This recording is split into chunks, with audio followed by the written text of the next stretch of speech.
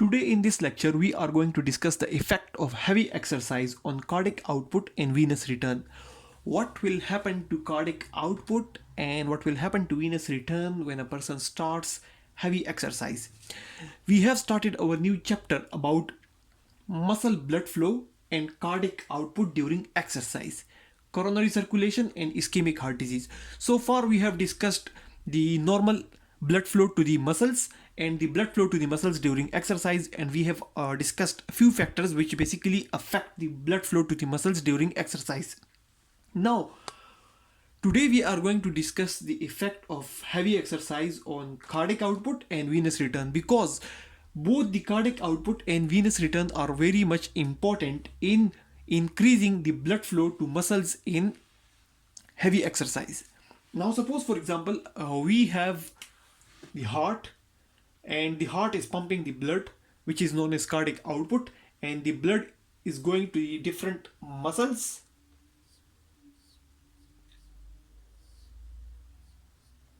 These muscles are basically participating in exercise, and from the muscles the blood is coming back through the veins into the heart again, which is known as venous return. Now the amount of the blood the heart is pumping every minute is cardiac output, and the amount of blood that is returning to the heart every minute is venous return.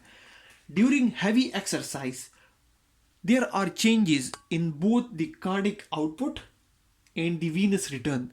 The amount of blood that the heart pumps every minute and the amount of blood that returns to the heart every minute, both changes during heavy exercise. Now we are going to discuss both the changes with the help of this graph. We see that in a normal person, the cardiac output curve, this black color curve is showing the cardiac output curve, and this black color curve is showing the venous return curve. In a normal human being, the cardiac output curve and the venous return curve, they meet each other at this point, which we have labeled as point A.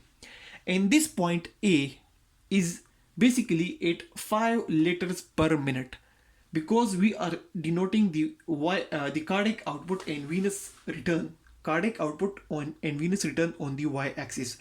So the point A is showing 5 liters per minute, and it means that in a normal human being with normal circumstances and normal heart, normal blood vessels, everything normal, will have both the cardiac output and venous return as 5 liters per minute, and the right atrial pressure will be 0 millimeter of mercury. The right atrial pressure will be 0 millimeter of mercury, and the mean systemic filling pressure, the pressure which is helping or pushing or forcing the blood towards the heart, it will be 7 millimeter of mercury. It means that the force with which the blood is coming towards the heart is 7 millimeter of mercury. When the right atrial pressure, when it reaches the 7, the pressure at this point, when it reaches the 7, the venous return will become 0. That's something which occur in normal human beings, and that is something which we have discussed again and again in our previous lectures as well. Now what happens in exercise? In exercise, both the cardiac output curve and the venous return curve, the cardiac output curve and the venous return curve, the red color curves, they both shift upward, and they both meet each other at a new point, which we have labeled here as point B. And this point B, the point B is at around 20 liters per minute. We see that in normal human being, cardiac output and venous return meet each other at point A, which is around 5 liters per minute. And in heavy exercise, both the curves, the cardiac output curve and the venous return curve, shifts upward. It means the cardiac output also increases and the venous return also increases, and they meet each other at this point B. Now this point B could be anywhere. It could be around, instead of 20 liters per minute, it could be like 19 liters per minute or 18 liters per minute or 17 or 15 or even 12 or 13 depending upon the level of exercise, but here we are considering heavy exercise and here we are considering extreme changes. Now what are the factors which are pushing the cardiac output curve and the venous return curve upwards and which are rotating the cardiac output and venous return curve? Now the factors which increase the cardiac output, and hence shifts the cardiac output curve upward from this level to this level. Those factors basically include increase in the heart rate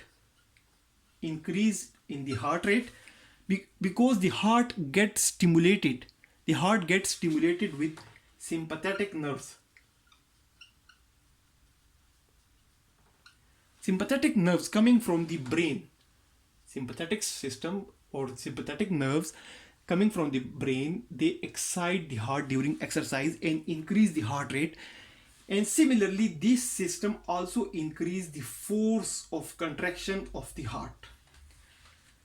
The number of times the heart is beating every minute increases, the heart rate increases. Similarly, the force with which the heart is contracting every minute is also increases, and that is with the help of sympathetic nervous system or activation of sympathetic discharge from the brain and with the help of sympathetic nerves.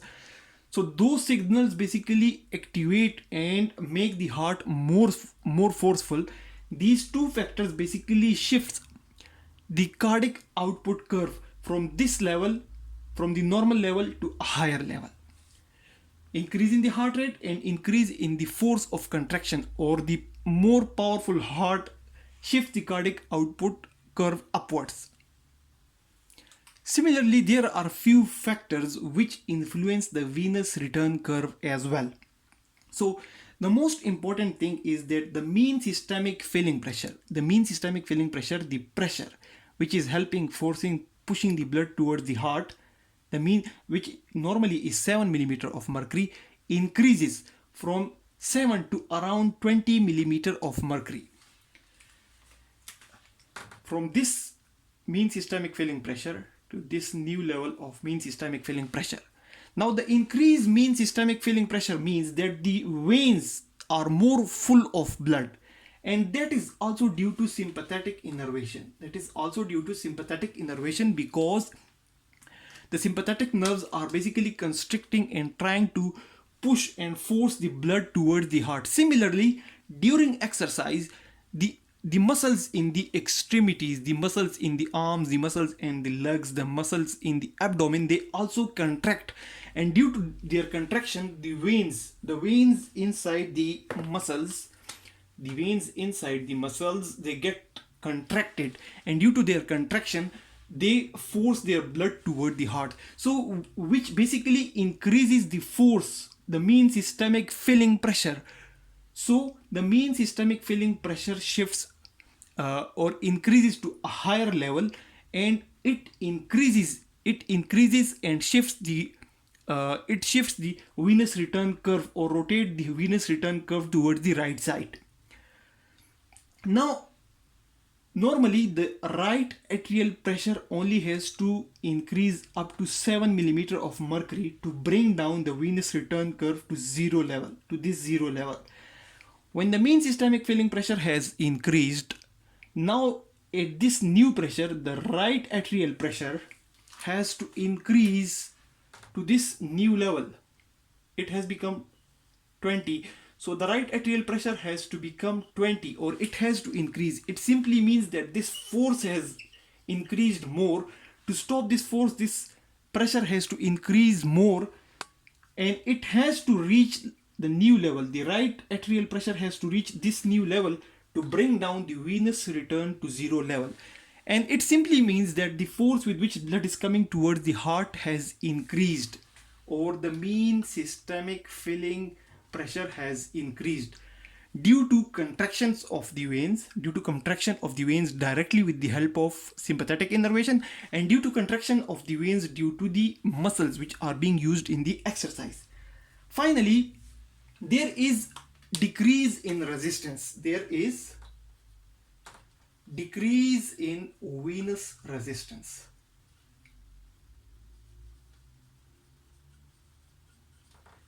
It means that normally when the blood is coming back in the veins, there is sort of force or pressure which is stopping, which is trying to decrease the flow of blood towards the heart. That is known as the venous resistance, and that is something which we have discussed in our last lectures or previous lectures. During exercise, this resistance, this force which is stopping or trying to decrease the flow of blood also decreases. So due to the decrease in venous resistance, the venous return curve shifts upward. It shifts upward to a new level. So due to changes in both the cardiac output, the cardiac output increases from this level to this new level, and venous return, it shifts from this level to this new level. Both these factors contribute in increasing the cardiac output and venous return. The cardiac output increases due to the increase in heart rate and increase in the force of contraction of the heart. The venous return increase due to increase in mean systemic filling pressure, which is again due to contraction of the veins, and also due to decrease in the venous resistance. So both these factors helps in increasing the cardiac output and venous return during exercise. So it means when more cardiac output, more blood will be coming to the muscles, and the increasing demand of the muscle will be fulfilled. But the important thing is that the right atrial pressure hardly changes. See, this is the right atrial pressure. It has slightly changed during this process, but the cardiac output and venous return has increased a lot. So that's all about the effect of heavy exercise on cardiac output and venous return, and it shows that during heavy exercise both the cardiac output and venous return increases to fulfill the increased demands of all the muscles which are being actively used in exercise.